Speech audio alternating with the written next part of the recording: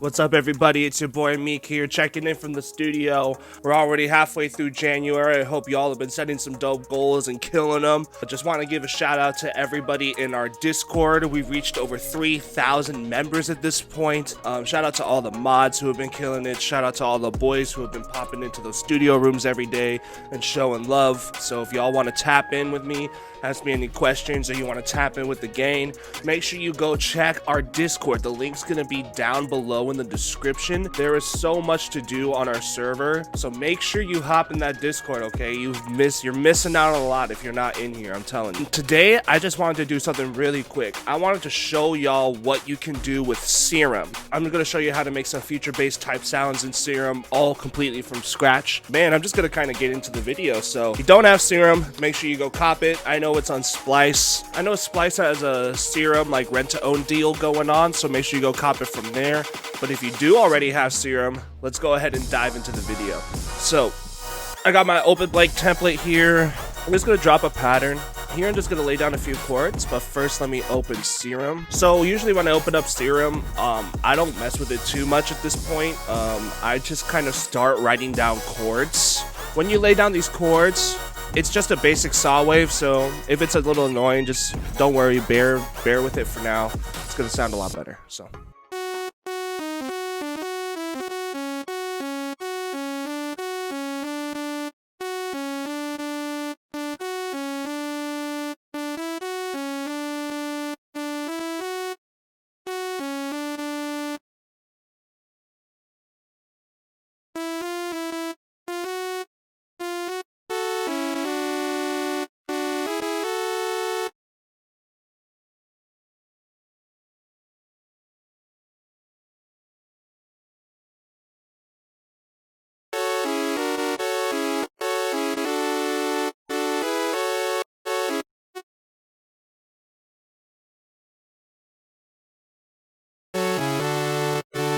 So this is a good way to start. Now we're gonna move into Serum, okay? So we're gonna start from just the init preset, the basic patch, which is just one saw wave. Just so you guys know, in the future bass realm or the EDM realm, saw waves are king. Saw waves are just really sharp, bright. They stand out. They cut through a mix really easily. So to turn this into a future bass synth, there's a few things you can do. The first thing you can do is turn up the unison, and watch what happens when I do that.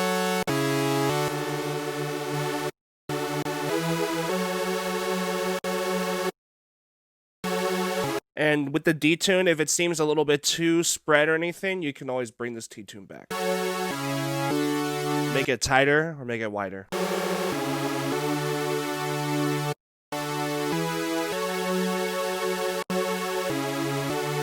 So right there, I already pretty much got a basic rave synth, you know? The other thing I like to do is go check out my different warp modes. Sometimes I'll put like a bend plus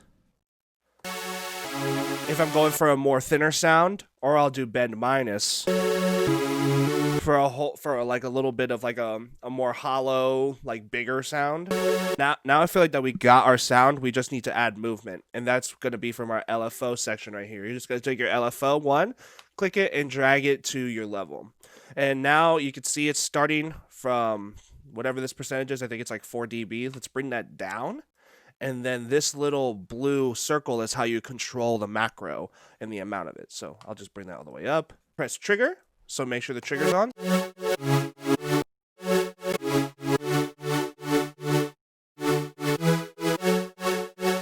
And then you can play around with this LFO to kind of find the right shape you want for your sound. And then, of course, your rate affects how fast and how slow the LFO goes.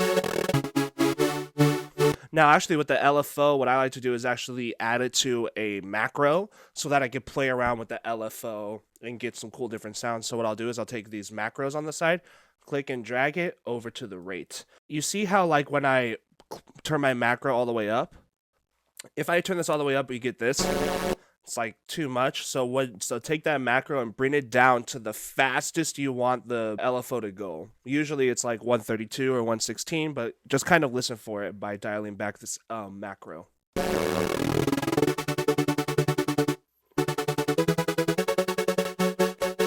Cool, so we already got pretty much the basics of a synth. Next thing I could do is add a filter. And a filter will help give it some more dimension. And the cool thing about this, to give it that real like EDM snappy type of future sound, you could take the same LFO and attach it to the cutoff.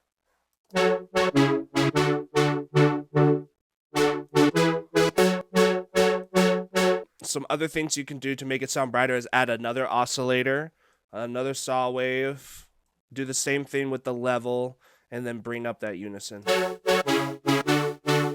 And to make sure that all the oscillators are running into the filter, you got to make sure to click on the A and B buttons to make sure that the A and B oscillator go into the filter, noise, sub, and so on. And a nice thing to help with these synths too is the filter key tracking.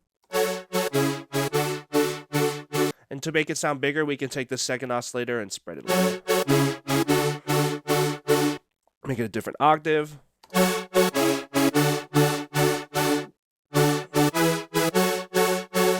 And then maybe try another warp mode. I really like this mirror one a lot too. And you can hear what this sounds like individually.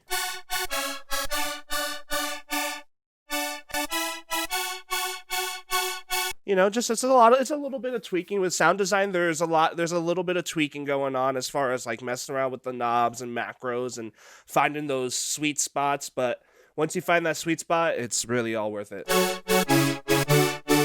So I got something pretty cool here. If I wanted to add a sub layer, I would just go ahead and take my sub, bring it down. You can add it to the filter and then do direct out. Now, as you can hear, there's not a lot of movement going on, so I got to take my LFO and drag it onto the level.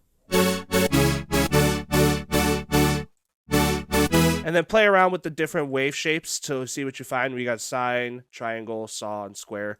I noticed since we have a lot of saw waves going on, it's good to keep it in the family and add another saw wave. So now we pretty much got something that's so full of dimension already. I'm going to show y'all just another few quick tips, okay? Go into your effects section, add a hyper dimension. I don't really mess with the hyper stuff too much. I just mess with the dimension expander. For this one, I'm probably going to do like a medium size, 65%, then bring the mix down to dial it to my liking.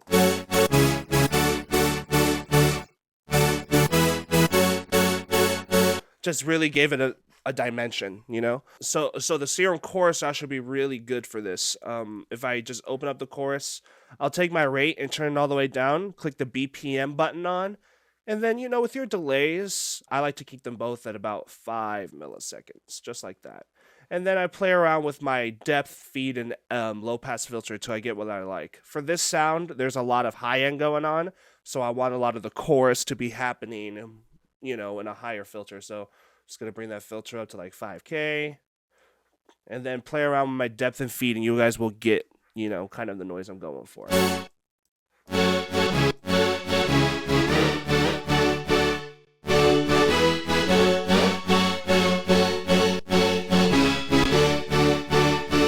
Gave it that little, you hear that shininess, that metallicness that's getting added to it.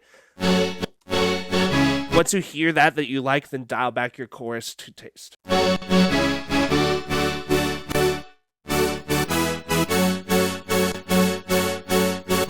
See, I brought it back down to 28%, kind of gave us exactly what we wanted, which is awesome. So the next thing I'm going to do is add an EQ.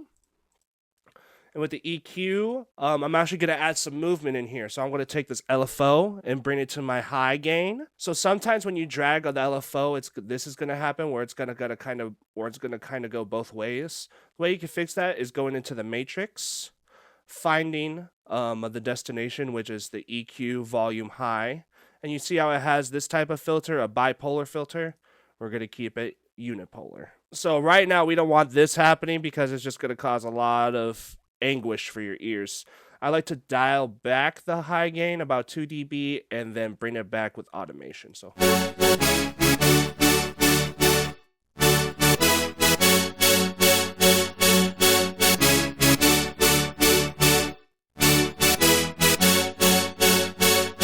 just the more movement in these synths, the better. And then compressor.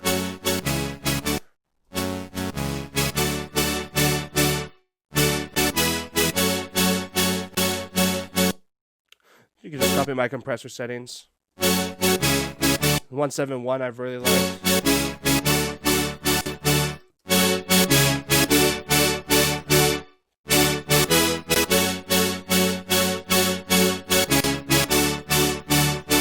It's already sounding really great. The last thing I'm going to add is just a small little reverb. And for this one, I've always liked the plate. The plate, just for me, has always worked the best. And as you saw, I like to do the same thing like I do with my chorus. I kind of turn up my reverb a lot to kind of just get an idea of where I want my reverb to be, and then I dial back the mix to taste.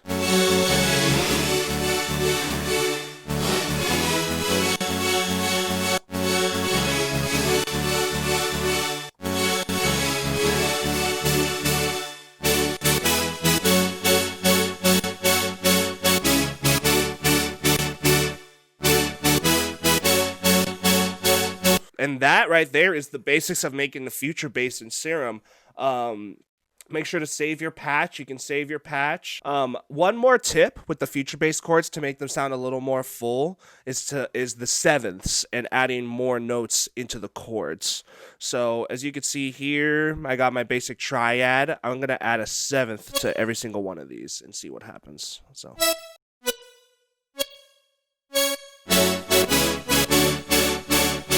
Boom, just automatically made it feel more lush, made it feel more absolutely just brighter. Really great stuff.